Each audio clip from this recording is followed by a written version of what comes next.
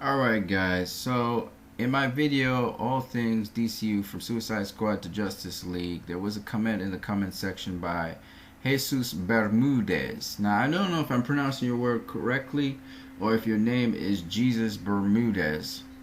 Either way, I hope I've got it right. You can just always leave a comment in below this video to let me know if it's Jesus Bermudez or Bermudez or Bermudez, or if it's Jesus Bermudez, right?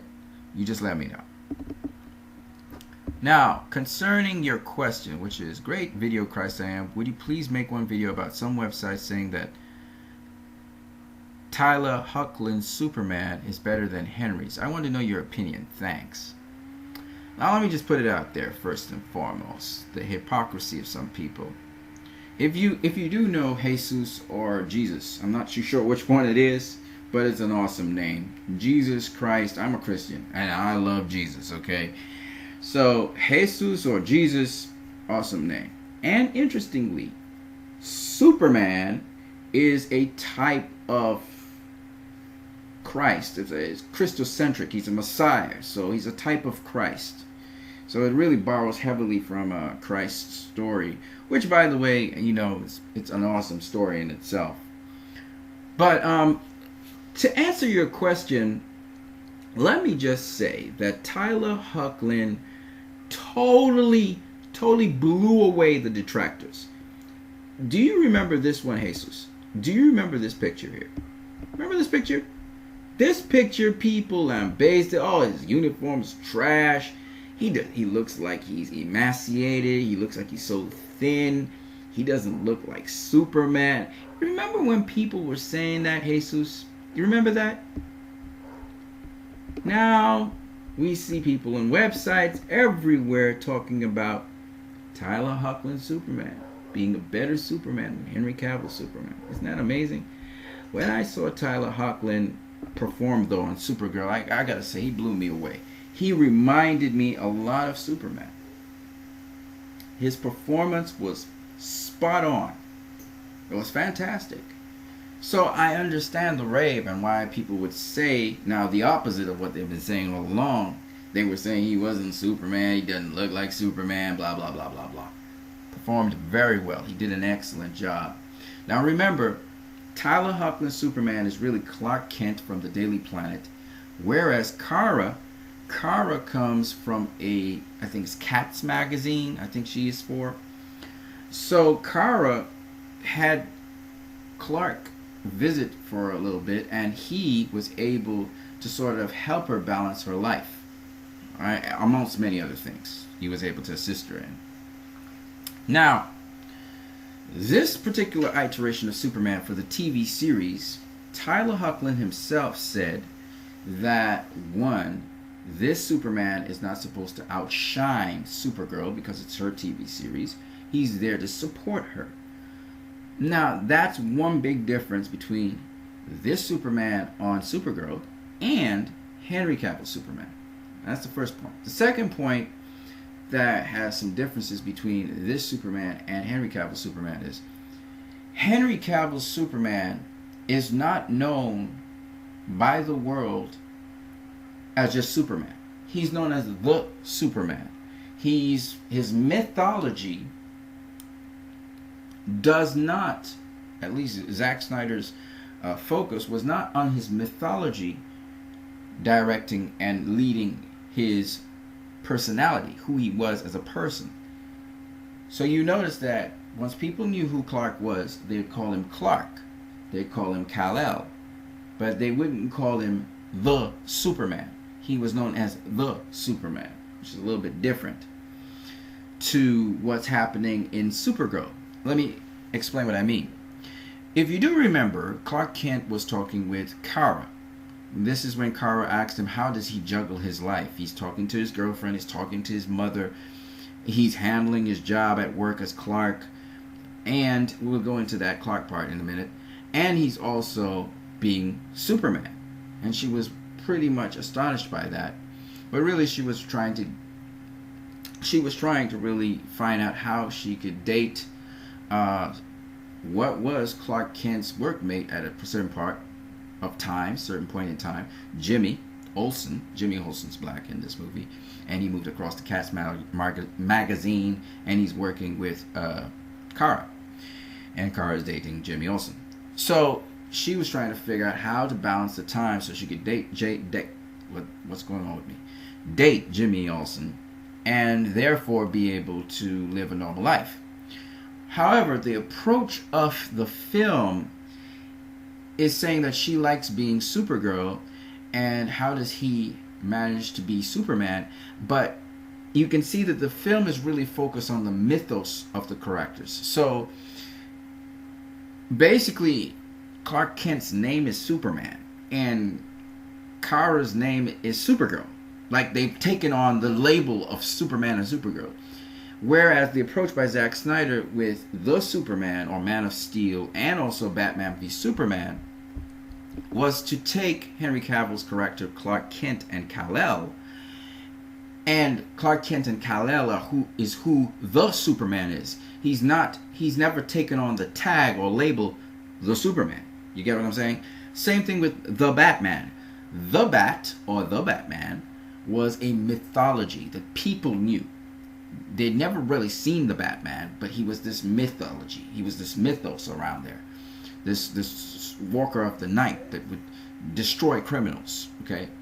So Bruce Wayne is the person, and Zack Snyder focused on the people. He focused on Clark, he focused on Bruce, he focused on Kal-El, he focused on Bruce. You get what I'm saying?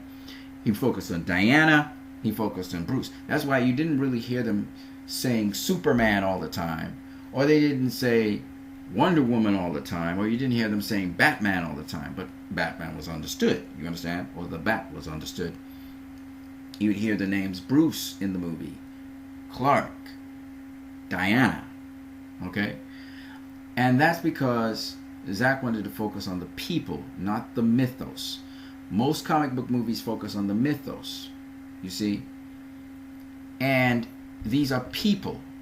You know, Kryptonians, but they're people. You know what I mean? They may not be human beings, but they're people. And so this TV series approached it from a different angle now. It approached it as mythos, but also wanting to show that in a very superficial way that these mythological people are also people. So they moved from another approach. They moved from a different angle. You see, Zack Snyder moved from more of a realistic angle of what the world would see the Superman as, what it would see the Batman as, but these are people. And the television series approached it as the mythos. Yes, this is Supergirl, this is Superman, and not necessarily is this world real, but we want to bring in some dimension to these personalities of these people because they have to juggle these different things in their lives. So we're going to go from the mythos point of view, but then we're going to show little complications of how they deal in the real world. So that's kind of what you're seeing on TV. And that approach resonates with people who are familiar with the Superman character in the Christopher Reeve's version of Superman. This Superman is also bumbly, he's clumsy, just like Kara also is bumbly and clumsy. And they give that, that classic bumbly, clumsy Superman, bumbly, clumsy Kara-El as the cover for Superman and the cover for Supergirl. But still at the same time, they try to approach also in a classical sort of way. Let me give you what I mean. For instance, the outfit of Kara-El and the outfit of Clark Kent, while it's still classic, it's still different from the, for instance, strongman of the 1930s, 1940s, 1950s. The underwear is not worn outside. Kara-El's character also has some changes in the classical Supergirl outfit. She's also much more buff and strong. You can see big shoulders here. So I thought the television series did a different take on it. It was more superficial, but at the same time not as complex as say a Superman, Henry Cavill Superman, for instance, or Batman even. But still at the same time, also looking to investigate the personalities of these people and who is the real person, who's the real Clark Kent, who's the real Kal-El, who's the real Kara, who's the real Kara-El, Whereas Batman v Superman takes an approach more like the comics. What do I mean by this? Whereas this Superman was definitely the take charge kind of Superman. He's not as smiley as the Superman, the Christopher Reeves. He still borrowed elements from Christopher Reeves' Superman, which are not really comic book Superman. Comic book Superman, let me just make it clear. Comic book Superman, let me just get a picture of comic book Superman here. Comic book Superman is basically a take charge kind of guy. He's also very principled, very moral standing. He's very kind and compassionate at the same time, but he will if he gotta beat somebody into the pulp, he will beat him into a pulp. That is classical Superman. Golden Age Superman was the same thing. He'd take up thugs and criminals up into the sky, and he would threaten to drop them or slam them into buildings. This is just classical Superman, okay? So Superman was very powerful, very strong, very take charge, very principled. This is the essence of Superman. Now, the shield, the so-called, not S, but the shield of Superman, which is this shield here. Let me go to the classical one here. Superman is a symbol, okay? Superman symbolizes, just like Jesus Christ symbolizes, the best that we could possibly be. And Superman's willing to sacrifice himself. The irony of the situation is Superman's not a man, in this movie or in the television series. He's not a man. He's actually a Kryptonian. And they try to talk more about Krypton and Superman trying to find out more about Krypton from Kal-El, which I thought was very interesting in the television series. Like I said, the television series, as a television series, Supergirl is just blowing people away. It's an excellent television series. The Flash is doing this thing. Arrow has to catch up with everybody, but Arrow hopefully will sort out. Gotham's doing its thing. And Supergirl's just, thumbs up to Supergirl. Superman really does add to that television series. So don't get it twisted. I like this version of Superman as well. And I said, give it time. I want to see more than his outfit. I want to see when he moves in it. He moves great, okay? He does things great. In fact, I would say that Tylor Hoechlin's Superman is like a reimagining of Christopher Reeve's Superman that actually works. It actually works for TV. Unfortunately for the actor who played Superman Returns, and the fact that the story was a little bit grim as well. Unfortunately for him, that Superman backfired. But this one is working. Okay, this Superman's working. He doesn't have his own film, but I'm pretty sure he was going to spin off into his own film eventually. And what I like about both Superman is this one has a different symbol and this one has a different symbol. But they're both the House of El. The symbol symbolizes hope. So this is awesome. I'm just happy about it. And Tylor Hoechlin knocked the thing out the park. Wonderful performance. However, like I said, many people may resonate with the Superman because of the Christopher Reeve Superman. But this Superman, while he is very much more like the comic book Superman, and I'm talking about the Golden Age all the way up to the present Superman, because there are certain fundamental characteristics of Superman that make him Superman, okay? I must say that Henry Cavill's Superman goes into a whole lot more detail, is still developing into the Superman that everybody's expecting him to be, the take charge Superman who's compassionate, kind, and he's not frowning as much, because Henry Cavill frowned a lot in Superman, the movie. That's because he's inexperienced. He's still trying to get things together. But you're going to see a Superman, and Superman is, he's always very strong, he's very powerful, etc.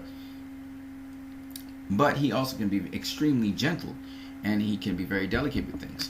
And we are yet to see all of that really inculcated in that Superman. But we've seen that in this Superman who's helping out Kal-El.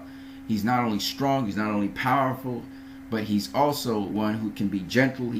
So you're seeing a lot more dimension to this Superman in terms of his development and his maturity than you're seeing in this Superman still so far. Even though, I must admit, this Superman, his physique is impressive, okay? He's impressive. I'm not saying that this Superman doesn't have an impressive physique as well. He does. But I have to say that this Superman here he owns the space, okay? He's regal. He's everything that you want from Superman. So I can't wait to see him in Justice League. Now, as to the comments that people say that this Superman here is better than this Superman here, I have to disagree 100%. I'm not saying that Henry Cavill Superman is better than Tylor Hoechlin Superman. I'm not saying that at all, because they're two different. They're the same Superman at different points in time in his development, and you're seeing the Superman from different lenses, okay? And therefore, this Superman here, for instance, he's gone into Supergirl's world. This world is different to the world that this Superman lives in. This world that this Superman lives in is like our world. This world that this Superman lives in with Kal-El is an imagined world, right? So it's a little bit different. However, I must say that both Supermen have the same goals, and they are the same kind of symbol. They both represent hope. Even Christopher Reeve's Superman represented hope. Forgot his name. Oh, that's so terrible. But Superman Returns Superman also represented hope. So, first and foremost, you have to understand that I wouldn't say that Tylor Hoechlin's Superman is better than Henry Cavill's Superman. I think Henry Cavill has to do a hell of a lot more work with his Superman because it's much more layered. It's much more like us. It's much more relating to him as a person than it is relating to him as a superhero. So Henry Cavill has a lot of work he has to do with his Superman. But I do like Tylor Hoechlin's Superman as well. I'm not going to lie to you. I watched Supergirl and I really dug that Superman. Even though he's kind of more like Christopher Reeve's Superman, I like that he didn't smile all the time. And he did smile in the movie, don't get me wrong. He helped save something for kids, or he was passing by some kids and he smiled to them. But he's much more take charge Superman. He's much more together Superman. I don't really like the bumbling Clark Kent thing, but hey, it fits into the TV show, so I'm not mad at it. It actually fits. It has a place there because Kal-El is the same way. And she's kind of nerdy too, so it's kind of fun. And at least for a little comedy. And I like that. So, yeah, you find that TV shows generally, even the animated series, they stick to more or less whatever people kind of liked or it was associated with. Not necessarily as a canon, but it is what it is. But when you go to movies and films, they really explore the canon. Batman 1989, even though it did veer away a lot from the classic comics in terms of the creation of the Joker and the people who killed Batman's parents and a number of other things, it did stay true to the core of Batman, and that's what I really liked, and delved more deeply into him. So this is the same thing with Superman. Superman delves very deeply into the life of Kal-El and Clark Kent in this version of Superman in the movie Man of Steel and in the movie Batman v Superman. So this Superman is a lot more work. Obviously his suit is much more detailed, his body is much more detailed, his character is much more detailed, and so it's just a whole other layer. It's layers of character in that Superman. So I wouldn't compare a television Superman to a movie Superman, because I know it's a hell of a lot more work to do a movie Superman. But I would say that Tylor Hoechlin as the television Superman for Supergirl is excellent. Okay? And Henry Cavill as Superman for the movies is fantastic. That's how I would put it. I wouldn't say that either Superman is better than the other, because both Supermen are in two different worlds. Christopher Reeve's Superman, for instance, I'll just put it out there. People say he's the greatest Superman of all time. I don't agree with that. I think Henry Cavill's a much better Superman than he was. And even Brandon Routh, that's the guy I was thinking about. Brandon Routh's Superman also added some more dimension to Superman. So I thought that was also very interesting. But I will say that Christopher Reeve's Superman, in the world that it was created for the story that was being told, fit that world perfectly. Okay? And he was able to display charm and kindness and certain other elements of Superman. Christopher Reeve's Superman smiled on the drop of a dime. He'd just break into a smile. And I think Christopher Reeve was just a caring, nice guy. And it really echoed and resonated with a lot of people. And to this day, a lot of people are fans of that 1975 Superman because of that. Now, George Reeves wasn't that kind of Superman. He was a take charge kind of Superman, put his two hands on his hips, and his fist in his hips, and he was a take charge kind of Superman. He wasn't smiling that much. If you do remember George Reeves' Superman, those of you who didn't know it, go watch that movie. It's a 1950s Superman television series. Go check that out. It's pretty awesome. And then you have also the animated Superman. Again, they're not very smiley. Superman doesn't smile that much. And if you look at also the animated series with Superman, Superman does not smile that much, okay? And that's because people think Superman should be smiling all the time, but that's not true. That only happened in the case of Christopher Reeve's Superman. But you won't find that in any other Superman. Even the animated series Superman. Yes, he does smile, don't get me wrong. But Superman as a character, I'll show you guys something. Let me show you guys something. Because I think you just Google Superman. Google Superman, right? And then look at the images of Superman. I'll show you something here. These are the images of Superman. Most of these Superman images are not smiling. This is a classic Superman image. He's not smiling, is he? He's actually quite serious, right? Here's another classic Superman image. Is he smiling? Well, his face is relaxed, but he's not smiling. Okay, here's more Superman. Not smiling. Superman. Okay, this is now the character from television. This is the classic, I forgot what this is called, Victorian Superman. This is the Victorian Superman, where they wear the underwear on the outside, not smiling. This is George Reeves' Superman, not smiling. You got, I forgot what his name is. My gosh, that's terrible. Lewis and Clark Superman, he's smiling. Brandon Roth's Superman, not smiling. He did smile in the movie, but not very much. Christopher Reeve's Superman, on occasion, this rare occasion, is not smiling. Okay, he's actually very serious. Looks like he's concerned. And of course, Henry Cavill Superman, who's not smiling. My point anyway is this. People make this big deal, oh, Superman smiles a lot. Why isn't he smiling? And why isn't Henry Cavill here smiling? That's weird. Henry Cavill again smiling. Alright, and again, this is the New 52 Superman, and even the rebirthed Superman, not wearing the Victorian underwear on the outside anymore, because it's Victorian strongman that was for. But here's the point. So is this guy. He's also got the New 52 Superman. In fact, he looks more like the New 52 Superman than does Henry Cavill. Look at that. Look at that. See? Watch. I want to show you guys. See? He's actually more like that. Henry Cavill's got more development into his thing, so he looks more Kryptonian. He looks kind of like Kryptonian wear, okay? My point anyway is this. Superman does not smile all the time. Here's more Superman. Not smiling. His face is relaxed, but he's not smiling. Okay? And my point anyway is this. Even Christopher Reeves is not smiling in this picture. That's interesting. Because the iconic Superman does not smile a whole lot. He doesn't. And that's just what it is. Brandon Roth didn't do a whole set of smiling either, and I thought that was fantastic on his part. Okay? Now, why do I say this?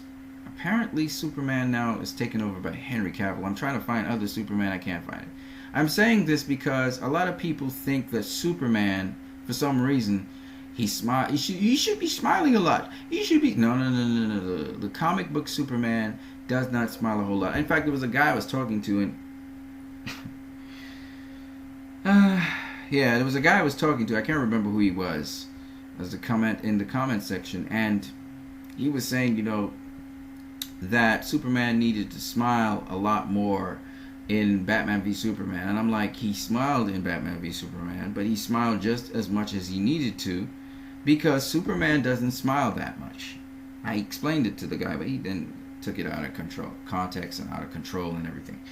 And then I tried to explain to people that Superman is a symbol of hope, yes, to the world, but he's not a guy